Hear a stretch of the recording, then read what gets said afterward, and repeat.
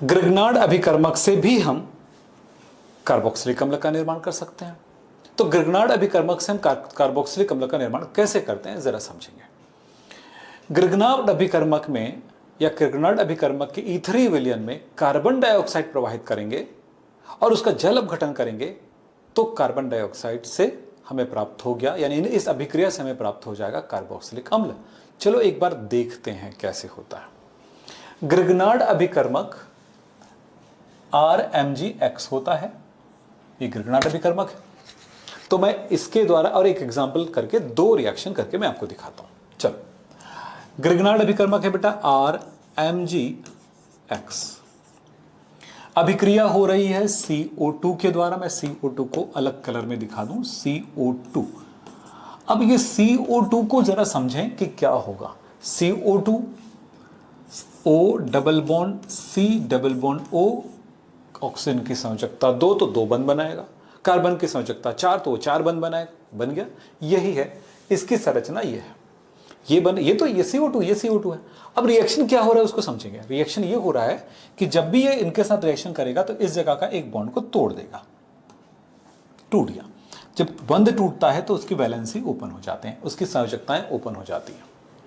इस तरह से इसकी संयोजकता ओपन हो गई, हो गया। अब ये संयोजकताएं जो ओपन हो गया है, इन जगहों पर कुछ ना कुछ तो जुड़ेगा। अब क्या जुड़ेगा, ये आपके पास ग्रिग्नार्ड अभिकर्मक है। हमेशा याद रखना ग्रिग्नार्ड अभिकर्मक में कि कभी भी कोई बंध टूटता है तो इस जगह का बंध टूटता है, यह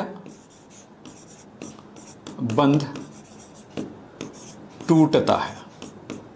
आपको याद रखना होगा, कभी Mg और X के बीच का बंध नहीं टूटता है।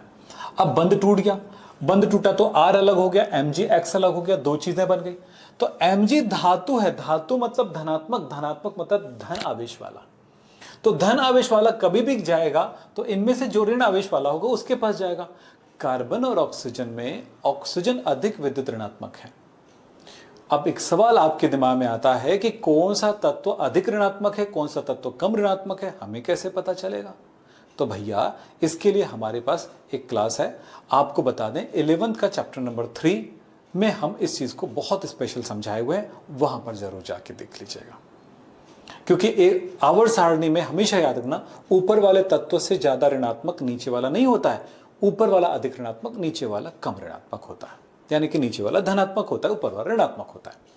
अब आवर्त सारणी में आप इधर से इधर जाओगे, यानी कि इधर से इधर जाओगे तो इस तरफ वाला धनात्मक होता है, इस तरफ वाला ऋणात्मक होता है आवर्त सारणी में। तो कार्बन पहले मिलता है, फिर ऑक्सीजन आगे मिलता है, तो ऑक्सीजन अधिक ऋणात्मक है कार्बन से। ये चीज आपको जानना पड़ेगा, याद रखना पड़ेगा। फिलहाल हम आगे बढ़ते हैं। तो हम समझ चुके हैं कि Mg धनात्मक है और जुड़ने के लिए जब इसके पास आ रहा है वो धनात्मक वाला, तो इसके पास जाएगा जो ऋणात्मक है, यानी कि Mg इसके पास आएगा। Mg आ गया, MgX, क्योंकि अलग नहीं हुआ है, X को लेकर ही आएगा वो। R अलग हो चुका है, अब वो अलग हो गया तो ये जो जगह बचा है अगली जगह पे जुड़ जाएगा। भाई एक अपनी जगह चुनता है और दूसरे को मजबूरन उस जगह पे जाना पड़ता है। तो इस तरह से हो गया। ये जब भी ग्रिग्नार्ड अभिकर्मक किसी भी पदार्थ के साथ जुड़ जाता है तो अगला रिएक्शन पानी के साथ होता है। यानी ग्रिग्नार्ड अभिकर्मक में अगर किसी कहीं पर जोड़ नजर आ जाए, जोड़ने वाली बात आ जाए, तो अगला स्टेप जो होगा वो पानी के साथ होगा। तो पानी के साथ ये जुड़ेगा, पानी के साथ रिएक्शन करेगा। पानी है HOH। पानी का OH को हमेशा मैग्नीशियम पकड़ करके अलग हो जाएगा, यानी ये अलग हुआ था ना ये वाला, ये पानी के इस OH को पकड़ लेगा। अब क्या बन गया, ये यहां से तो अलग हो गया, ये MgX, Mg जो है इससे अलग हो गया, MgX इससे अलग हो गया। तो अब जो बचा है इसके पानी को ले लिया तो इनके साथ ये बन गया।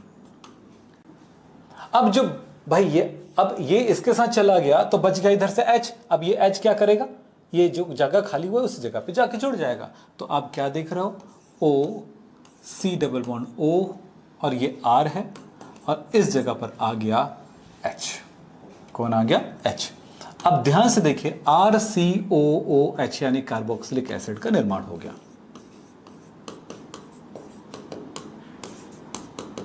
ऐसे ही आप आर की जगह जो लगाना चाहे लगाइए और रिएक्शन बिल्कुल ऐसे ही आगे बढ़ते जाएगा। तो आप इस रिएक्शन को जरूर कर लीजिएगा। उदाहरण जैसे CH3 MgBr एक गिरगुणाट अभिकर्मक है। इसकी अभिक्रिया कार्बन डाइऑक्साइड से, कार्बन डाइऑक्साइड को चाहो तो ऐसा भी लिख सकते हो CO2।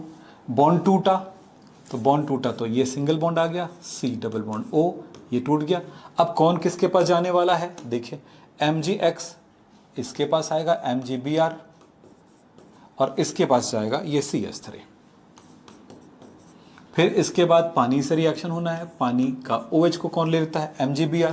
तो MgBr ने क्या रख लिया, Br तो उसके पास है, अब OH रख लिया। बचा क्या है, H जिस जगह पे से निकला है उस जगह पे आके जुड़ गया, तो हो गया OH, C double bond O, CH3। मैं अगर इसको लाइन से लिखूं तो क्या लिखूंगा, CH3 COOH। इस तरह से मैं इसको कैसे लिख सकता हूं, RCOOH। इस तरह से लिखा जा सकता है। तो चीजों को समझना है। चलिए, तो यह है कार्बोक्सिलिक अम्ल बनाने की विधि हमने देखा। मेरे क्लास के साथ क्लास 11th में जुड़ना चाहते हैं या क्लास 12th में भी जुड़ना चाहते हैं, या शिक्षक भर्ती का जो एग्जाम हो रहा है उनके लिए केमिस्ट्री की तैयारी करना चाहते हैं, तो किसी भी तरह की तैयारी करना चाहें आप मुझे इस नंबर पर कॉल कर सकते हैं।